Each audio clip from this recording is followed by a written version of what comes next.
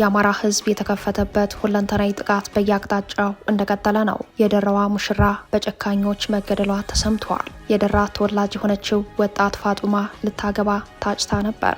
ይቺ ጉብል ሙሽራ በጨካኞች መገደሏ የደራ አማራን በእጅጉ አስቆጥቷል። ሙሽራዋ የተገደለችው ከእገታ በኋላ መሆኑ ደግሞ የበለጠ ልብ ያደማል። በጉዳዩ ላይ ዝርዝር መረጃ አሰናድተናል። በወለጋ የአማራ ተወላጆች ላይ ያነጣጠረ የጅምላ ጭፍጨፋ፣ ማፈናቀልና ዝርፊያ ተባብሶ ቀጥሏል። ባለፉት 15 ቀናት ብቻ ከ175 በላይ መኖሪያ ቤቶች ተቃጥለዋል። የንግድ ቤቶች፣ መጋዘኖች፣ የእምነት ቦታዎችና የእርሻ ቦታዎችም ወድመዋል። ይህም ሌላኛው መረጃችን ነው። ሴቶች በኦህዴድ ብልጽግና አረመኔያዊ ድርጊቶች በሁሉም ዘርፍ የጥቃት ተጋላጭ ሆነዋል። በዚህ የጦርነት ዘመን የከፋውና አስቸጋሪውን ጊዜ በሞት ጥላ ስር ሆነው እያሳለፉ ይገኛል። በአማራ ህዝብ ላይ ይፋዊ ጦርነት ከተከፈተ ወዲህ ሴቶችን ለወሲብ ባርነት ከመጠቀም አልፎ በጅምላ እስከ መግደል የደረሱ የጦር ወንጀሎች ተፈጽመዋል ተብሏል። በጉዳዩ ላይ አንድነት ለአማራ ህልውና አንድነት ያስተላለፈውን ወቅታዊ የትግል ጥሪ በዜናችን ቃኝተነዋል። ቴሄራን ዛሬም ስትነዳ አድራለች። አሜሪካና እስራኤል ተቀናጅተው ኢራንን መደብደብ ከጀመሩ ዛሬ 9ኛ ቀን ሆኗቸዋል። በሌላ በኩል የኢራን የጦርነት እቅድና ወታደራዊ ሚስጥር ሾልኮ ወጥተዋል። ከኢራን የጎረቤቶች ጥቃት ጀርባ ያለው የጦርነት እቅድ ድልድዩን በመበጣጠስ ትራምፕን ስቦ ማስገባት ይላል። ለሰዓቱ የመረጥንላችሁ ዜና ትንታኔያችን ነው። ሰላም ጤና ስጥልን ውድ የጣና ቲቪ ተከታታይ ቤተሰቦቻችን፣ አብራችሁን ስትቆዩ እነዚህንና ሌሎች ዝርዝር መረጃዎችን ታደምጣላችሁ። የጣቢያችን የሰዓቱ ዜና መረጃና ዜና ትንታኔዎቻችን እንሆ ተጀምረዋል። እስከ መጨረሻው አብራችሁ እንድትቆዩ አክብሮታዊ ግብዣችን ነው።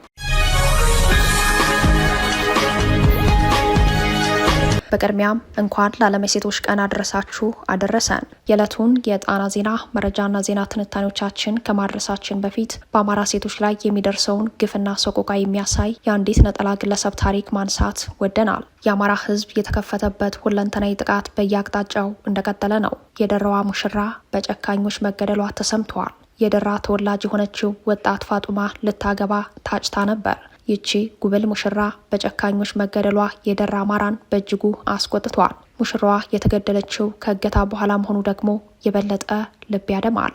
ፋጡማ ከአዲስ አበባ ተነስታ ወደ ናፋቂ ቤተሰቦቿ ስትጓዝ በልቧ ውስጥ የነበረው የሰርግ ድግሱ፣ የዘመዶቿ ፈገግታና ያ ያማረው የነገ ህልሟ ነበር።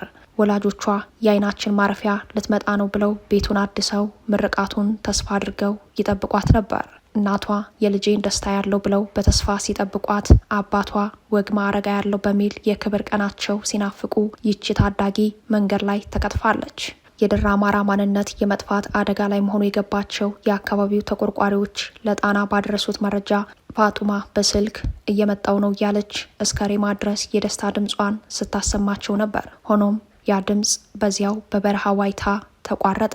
ያቺ ንጹህ መንገድ ላይ ኦነግ ሸኔ በተባለው ጸረ ሰው ኃይል ከታገተች በኋላ ተገድላለች። እጅግ የሚያሳዝን ሁኔታ እልልታ ሊወጣበት በነበረው በዚያ የደራ ሰማይ ስር ዛሬ ዋይታ ነግሷል። በነጭ የሰርግ ቀሚስ አጊጣ ልትመረቅ ትጠበቅ የነበረችው ታዳጊ፣ የቤቱ ድምቀት የነበረችው ፋጡማ በአረመኔዎች እጅ ተቀጠፈች። የተቋረጠው የኒካ ጥሪ ወደ ሀዘን መቀየሩ ብዙዎችን አሳዝኗል። ዛሬ በመላው ዓለም የሴቶች ቀን በሚከበርበት ዕለት ለፋጡማ ነፍስ ፍትህ መጠየቅ ያስፈለገውም በዚህ መነሻ ነው። በጉዳዩ ላይ አስተያየቱን የጻፈው አንድ የደራ አማራ እንዲህ ብሏል። ሙሽራዋን ገደሏት ሲባል የተቀጠፈው የፋጡማ ህይወት ብቻ አይደለም። የታረደው የደራ ተስፋ ነው። የተቀጠፈው የወገን ኩራት ነው። ፋጡማዬ፣ ያ ለጋ ማንነትሽ እንዲህ በበረሃ ይቀራል ብሎ ማን አሰበ? ደምሽ በከንቱ አይፍሰስ፣ ፍትህ ላንቺና በወቅቱ ለታገቱት ንጹሃን ሁሉ ይሁን ሲል የፍትህ ጥሪውን አቅርቧል። ዛሬም በደራ ሰማይ ስር የሚሰማው የህፃናት አሰቃቂ ጩኸት እንጂ የሰላም ዜማ አይደለም። ያለምንም ጥፋታቸው የታረዱ ወገኖችን ደም ከምድር ወደ ሰማይ እየጮኸ ፍትህን ይማጸናል። በወቅቱ ከፋጡማ ጋር አብረዋት የነበሩ ታግተው የነበሩ የዓይን እማኞች እንደሚሉት ስለመኖሯም ስለመሞቷም ማንም ምንም አያውቅም። በእርግጥ አልቅሰናል፣ ግን ልባችን ውስጥ አለች ሲሉ ራሳቸውን ለማጽናናት ይሞክራሉ። በወቅቱ እገታ ሲፈጸም አብረዋት የነበሩ ሞታለች ብለው ለማመን የሚቸገሩት ሰቆቃው ወይንም ትራማው የፈጠረባቸው ሁኔታ እንጂ ጉብል ሙሽራዋን ጸረ ሰው የሆነው ኃይል እንደቀጠፋት እርግጥ ነው። ይህ የፋጡማ ታሪክ የአንዲት ታዳጊ ታሪክ ብቻ አይደለም። የቤተሰቧና የደራ አማራ ብቻም አይደለም። ታሪኩ የመላው አማራ ሴቶች ነው። እንደ ሰው ለሚያስብ የመላው ኢትዮጵያውያን ብሎም በዓለም ላይ ያሉ ሴቶች ሁሉ ልብን የሚያቆስል ታሪክ ነው። ይህ ታሪክ የቀለምና የደም የሰርግና የሞት ፍልሚያ ነው። ፋጡማ የነጠላዋ ነጭነት ከልቧ ንጽህና ጋር ተባብሮ ደራር ሊያደምቅ ሲጠበቅ የበረሃ አራዊት ግን የቀለሟን ድምቀት በደም ነከሩት። ዛሬ በዓለም ለ115ኛ ጊዜ በመላው ኢትዮጵያ ደግሞ ለ50ኛ ጊዜ ተከብሮ በዋለው የሴቶች ቀን በጣቢያችንና በእናንተ አድማጭ ተመልካቾቻችን ስም ለፋጡማ ነፍስ ፍትህ እንጠይቃለን። በእርግጥ አማራ ፍትህን በክንዱ ካልሆነ በልመና የሚጠይቅበት ጊዜ ላይመለስ ተሸኝቷልና የፋጡማና መሰሎቿ ንጹሐን ደም የአማራ አሸናፊነት ከሚመልሳቸው ጥያቄዎች አንዱ እንደሆነ እናምናለን። በወለጋ የአማራ ተወላጆች ላይ ያነጣጠረ የጅምላ ጭፍጨፋ ማፈናቀልና ዝርፊያ ተባብሶ መቀጠሉ ተነገረ። በአንድ በኩል በኦህዴድ ብልጽግና ኃይል፣ በሌላ በኩል ደግሞ የኦነግ ሸኔ ታጣቂዎች በወለጋ አማራ ላይ የሚያደርሱት ጥቃት ወደ ከፋ ደረጃ መድረሱ ተሰምተዋል። በተለይ በምስራቅ ወለጋና በሆሮ ጉሩ ወለጋ ዞኖች የአማራ ተወላጆች ላይ የከፈተው ጭፍጨፋ ተባብሶ ቀጥሏል። እስካሁን ባለው ህጻናትና አረጋውያንን ጨምሮ በርካታ የአማራ ተወላጆች በአሰቃቂ ሁኔታ መገደላቸውን የጣና ተባባሪ ዘጋቢዎች ከስፍራው ባደረሱን መረጃ አመላክተዋል። ጥቃቱ በዋናነት በምስራቅ ወለጋ ዞን አንገር ጉተን ከተማ በቅርብ ርቀት መንደር 6 እና መንደር 4 ቀበሌዎች፣ በሲቦ ስሬ ወረዳ ጉዩ ቀበሌ ላይ እንዲሁም በሆሮ ጉሩ ወለጋ ዞን አቤ ደንጎሮ ወረዳ ስር በሚገኙ በአሩሲ፣ በአሙሩ፣ በጉዳያ ቢላና በሌሎች የዞኑ አካባቢዎች ላይ እንደሆነ የአካባቢው ነዋሪዎች ለጣና ተባባሪ ዘጋቢዎች አስረድተዋል። በሰሞነኛው የተቀናጀ ጥቃት በርካታ የአማራ ተወላጆች በአሰቃቂ ሁኔታ ተገድለዋል። በርካቶች ደግሞ በሞርተርና በዙ 23 እንዲሁም በብሬንና በስናይፐር ጭምር ተመተው በሕክምና እጦት በሞትና በህይወት መካከል ሆነው እያጣጣሩ እንደሚገኙ ከጥቃቱ የተረፉ የዓይን እማኞች ተናግረዋል። በአማራ ተወላጆቹ ላይ የተከፈተው ጥቃት ተባብሶ እንዲቀጥል ወንዝ ተሻግሮ የመጣብን ፋኖ የለም፣ የሚያሰጋን እዚህ ያለው ነው በሚል ራሳቸውን የኦሮሞ ምሁራን ብለው የሚጠሩ ታዋቂ ሰዎች ጭምር አማራው በጅምላ እንዲገደል የሐሰተኛ ፍረጃ ቅስቀሳ በየሚዲያው እያደረጉ ሲሆን በሽመልስ አብዲሳ የሚመራው የክልሉ መስተዳደርም የገዳ ኮማንዶ ልዩ ኃይልና ሚኒሻ ጋቸና ሲርና ረፒዮላ የተሰኙ መደበኛና ኢ መደበኛ አደረጃጀቶቹን በሙሉ አቅም በማንቀሳቀስ በንጹሃኖች ላይ በሜካናይዝድ የታገዘ ጥቃት መክፈቱን ሰምተናል። የዚሁ ጥቃት አጋዥ የሆነ ሌላኛው ታጣቂ ኃይል ደግሞ ራሱን የኦሮሞ ነጻነት ሰራዊት ብሎ የሚጠራው የኦነግ ሸኔ ታጣቂ ቡድን እንደሆነ ነው የተገለጸው። በያዝነው የካቲት ወር አጋማሽ ጀምሮ በተከፈተው ጥቃት በምስራቅ ወለጋ ዞን አንገር ጉተን ከተማ በቅርብ ርቀት የሚገኙ መንደር 6 እና መንደር 4 ቀበሌዎች እንዲሁም በዞኑ ስር ሲቦ ስሬ ወረዳ ደንገጎዩ ቀበሌ ልዩ ቦታው ከረዩ መንደር ሙሉ በሙሉ ወድመዋል። ባለፉት 15 ቀናት ብቻ ከ175 በላይ መኖሪያ ቤቶች የተቃጠሉ ሲሆን የንግድ ቤቶች፣ መጋዘኖች፣ የእምነት ቦታዎችና የእርሻ ማሳዎችም በመውደማቸው ራሳቸውን በጫካ የሸሸጉ ከጥቃቱ የተረፉ የዓይን እማኞች ለጣና ተባባሪ ዘጋቢዎች አስረድተዋል። በጥቃቱም በርካታ የአማራ ተወላጆች የተገደሉ ሲሆን ቀሪው ህዝብ ህይወቱን ለማትረፍ ወደ አንገር ጉተን ከተማና ወደ ሌሎች አጎራባች አካባቢዎች ለመሰደድ ተገዷል። በዚህኛው ዞን በክልሉ ጸጥታ ኃይሎች ከወደሙት ከመንደር 6 እና ከመንደር 4 ቀበሌዎች በ10 ኪሎ ሜትር ርቀት ዙሪያ የሚገኙ መንደር 11፣ መንደር 12፣ መንደር 13፣ መንደር 2፣ መንደር 3፣ መንደር 14፣ መንደር 22 እና አንዶዴ ዲቾ እንዲሁም አንገር ጉተን ከተማ የሚኖሩ የአማራ ተወላጆች ከባድ ስጋትና ጭንቀት ላይ መውደቃቸውን ከነዋሪዎች ለማረጋገጥ ተችሏል። በተመሳሳይ በሆሮ ጉሩ ወለጋ ዞን አቤ ደንጎሮ ወረዳ ስር የሚገኙ አሩሲ፣ ጉዳያ ቢላና ሌሎች የዞኑ አካባቢዎች ሙሉ በሙሉ የወደሙ ሲሆን ህጻናትና ነፍሰ ጡር እናቶችን ጨምሮ በርካታ አርሶ አደሮች መገደላቸው ታውቋል። በአቤ ደንጎሮ ወረዳ ቱሉ ጋና ከተማ ላይ ንጹሃንን ለመጨፍጨፍ እንዲሁም ሀብት ንብረት ለማውደም በተንቀሳቀሱ የአገዛዙ ኃይሎችና በህይወት የመኖር ተፈጥሯዊ መብታቸውን ተጠቅመው ራሳቸውንና ንብረታቸውን ከጥቃት ለማዳን በተደራጁ የአካባቢው ነዋሪዎች መካከል ያለፉትን ቀናት ከባድ ግጭት ተቀስቅሶ በርካታ ሰብአዊና ቁሳዊ ውድመት ደርሷል።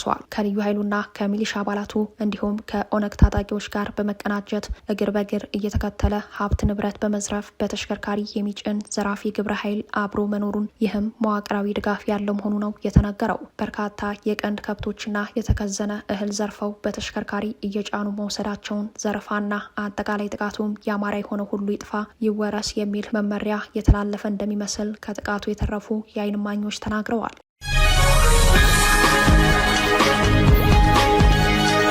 በአማራ የህልውና ትግልም ሆነ በኢትዮጵያ ሀገር የማዳን ንቅናቄ የሴቶች ሚና የትግሉ ወሳኝ አቅም ነው ሲል አንድነት ለአማራ ህልውና አስታወቀ።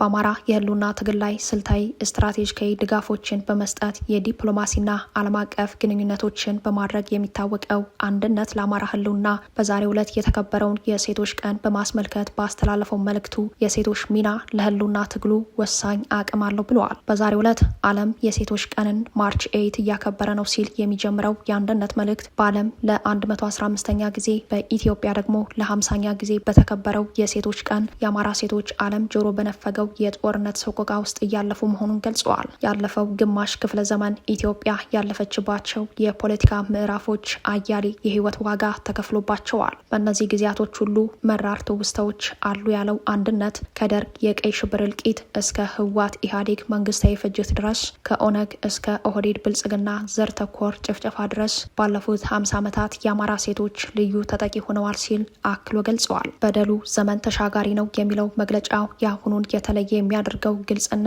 ተጨባጭ የዘር ማጥፋት ዓላማ ያለው ጦርነት በይፋ የተከፈተ በመሆኑ ነው ብለዋል። ሴቶች በኦህዴድ ብልጽግና አረመኔያዊ ድርጊቶች በሁሉም ዘርፍ የጥቃት ተጋላጭ ሆነዋል። በዚህ የጦርነት ዘመን የከፋውንና አስቸጋሪውን ጊዜ በሞት ጥላ ስር ሆነው እያሳለፉ ይገኛል በማለት የሚቀጥለው አንድነት በአማራ ህዝብ ላይ ይፋዊ ጦርነት ከተከፈተ ወዲህ ሴቶችን ለወሲብ ባርነት ከመጠቀም አልፎ በጅምላ እስከ መግደል የደረሱ የጦር ወንጀሎች ተፈጽመዋል ብለዋል። 3ኛ ዓመቱን ባስቆጠረው ጦርነት የተነሳ ዛሬ በሚሊዮን የሚቆጠሩ የአማራ ሴቶች ከትምህርት ገበታ ርቀዋል። ያለ ዕድሜያቸው እንዲያገቡ ተገደዋል። በ10 ሺዎች የሚቆጠሩት ተገደው ተደፍረዋል። በርካቶች ተሰደዋል። ባላልባ ባዶ ቤት የታቀፉትን ቤት ይቁጠራቸው በማለት በደሉን ዘርዝረዋል። ለአማራ ህዝብ የህልውና ትግል በመታገል የሚታወቁ እንደ ጋዜጠኛ መስከረም አበራ፣ ጋዜጠኛ ገነት አስማማው ያሉ እንቁ ሴት ጋዜጠኞች በእስር ቤት እየማቀቁ ይገኛል ያለው አንድነት የአማራ ሴቶች ትላንት በፖለቲካ ሀሳብ ልዩነት፣ ዛሬ ደግሞ በብሔር ማንነት የጥቃት ተጋላጭ ሆነው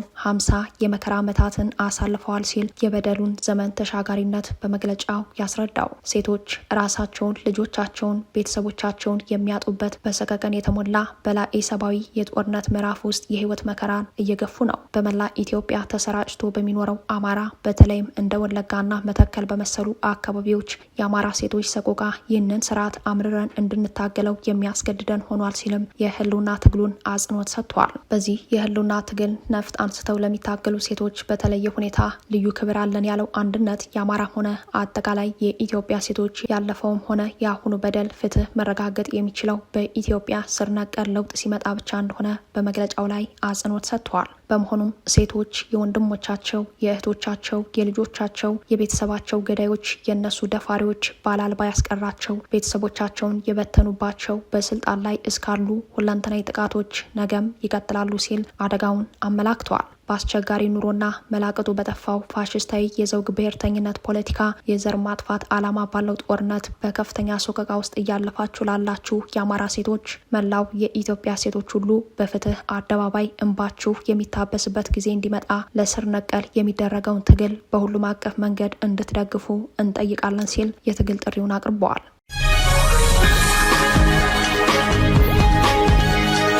ብልጽግና በአዲስ አበባ ቢሮ ከፍቶ ድጋፍ በሚያደርግላቸው ታጣቂ ኃይሎች ላይ ስጋት ገብቶታል። የኤርትራ መንግስትን ለመጣል በኢትዮጵያ በትጥቅ ትግል የተደራጁ ኃይሎችን የተመለከተ የግምገማ ሪፖርትም ቀርቧል። በሌላ በኩል የአስመራው መንግስት የጦርነት ነጋሪት ጉሰማው ቀጥሏል ብለዋል። ብልጽግና የኤርትራ መንግስትን ለመጣል በትጥቅ ትግል ከተደራጁ የኤርትራ ተቃዋሚ ኃይሎች ጋር ያለው ግንኙነት በይፋ መሻከሩ ተሰምተዋል። በተለይ በአዲስ አበባ ቢሮ ከፍቶ የትጥቅ ትግሉ እንዲያጠናክር ሰፊ ድጋፍ ከሚያደርግለት ከኤርትራው ብርጌድ ንሓመዱ ጋር ያለው ግንኙነት በግልጽ ሻክሯል። የታጣቂ ኃይሎቹን ወቅታዊ የትግል ቁመናና የኤርትራ መንግስትን በመጣል በኩል ያላቸውን አጠቃላይ አቅም የሚገመግም ሪፖርት ለብልጽግና ከደረሰው በኋላ በታጣቂዎቹ ላይ ያለው ተስፋ ተሟጦ በእነሱ ላይ መተማመን እንደማይችል ማስታወቁን ከጉዳዩ ጋር ተያይዞ የወጣው መረጃ አመላክተዋል። በአብይ አህመድና አገዛዛቸው ድጋፍ ተደርጎለት በኢትዮጵያ ውስጥ የትግል እንቅስቃሴ የጀመረው የኤርትራው የተቃውሞ ንቅናቄ ብርጌድ ንሓመዱ የአስመራውን መንግስት ለመጣል እንደሚታገል ይታወቃል።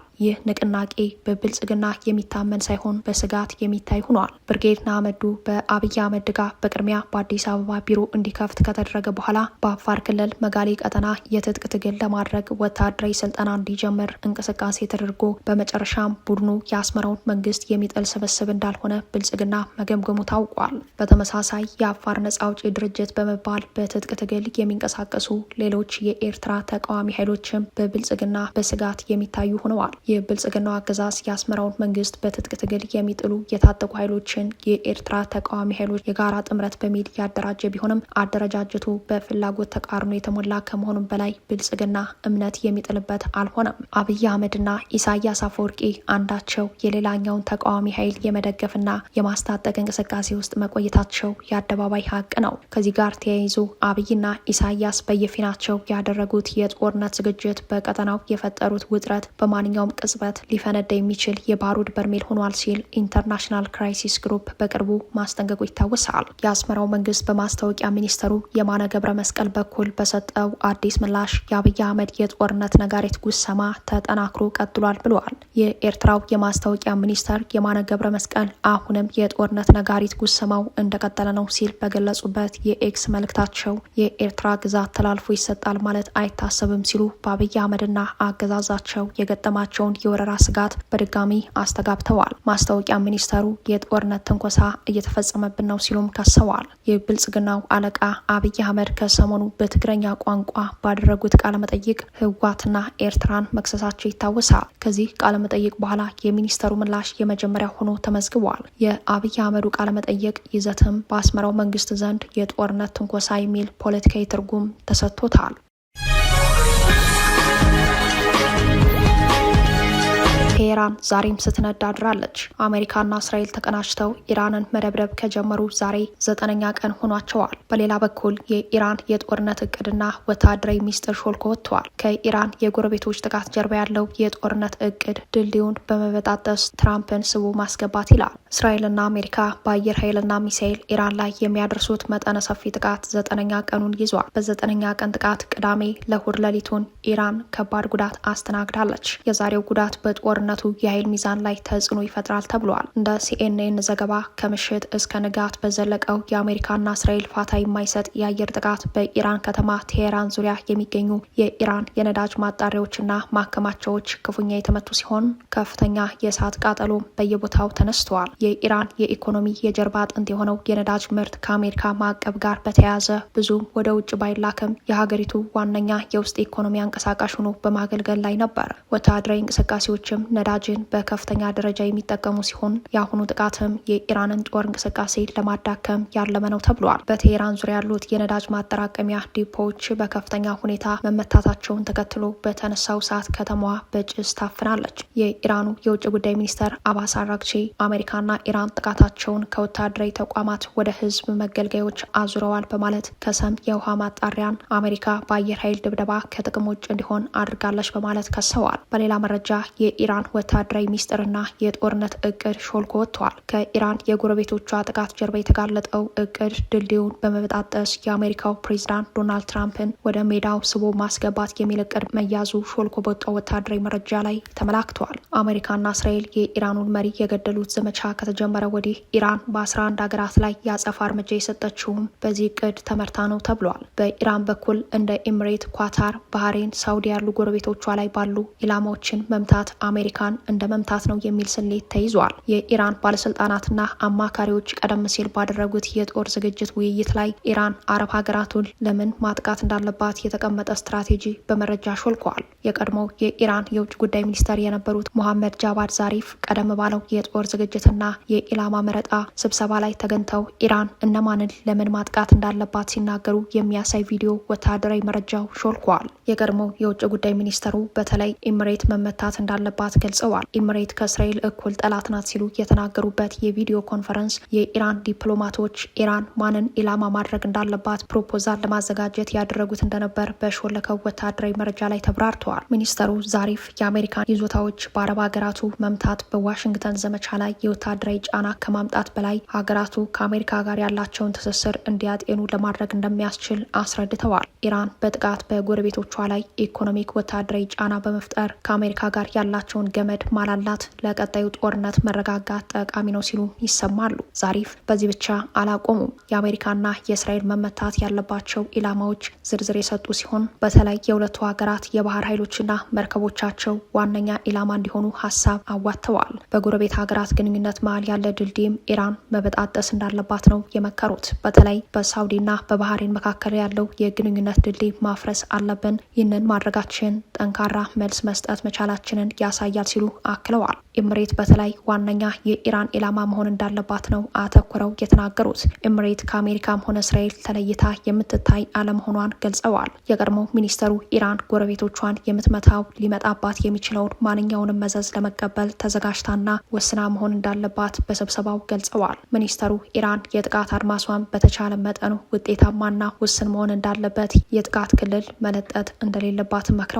ጦርነቱ እንዴት ይቋጭ በሚለው ላይ ከጦርነቱ በፊት ፕሮፖዛል ለማዘጋጀት በተደረገው ስብሰባ ሚኒስተሩ ሌላም ሀሳብ ገልጸዋል። በጦርነቱ መሀል የመደራደር ሀሳብ ውድቅ መሆን የለበትም ብለዋል። አሜሪካ በተወሰነ መልኩ ክብሯን አስጠብቃ ከጦርነቱ ገሸሽ እንድትል ኢራን ብስለት ያለው የድርድር ሀሳብ መቀበል አለባት ብለዋል። አሜሪካ ተሸናፊ መስላ ከጦርነቱ አትወጣ። ስለዚህ ከጦርነቱ እንድትወጣ ቀዳዳ ወይም በእንግሊዝኛ ኦኖሬብል ኤግዚት ልንሰጣት ይገባል ብለዋል። ፕሬዚዳንት ትራምፕን ሊያረጋጋ የሚችል አንድ ነገር ብቻ ነው ያሉ ሲሆን እሱን የ47 ዓመታት የኢራንና የአሜሪካንና አጋሮች ጠላትነት አብቅቷል ብለው ማሳወጅ ከቻሉ ነው ብለዋል። ትራምፕ ለረጅም ጦርነት ሆነ ለረጅም ስትራቴጂና እቅድ ትዕግስቱና ጽናቱ የላቸውም ያሉት ሚኒስተሩ ጠላትነት በተጨባጭ ሳይሆን ምሳሌያዊ በሆነ መልኩ መገለጽ የሚችልበት እድል ካለ ትራምፕ ጉዳዩን ይዘጉታል ሲሉ አማክረዋል።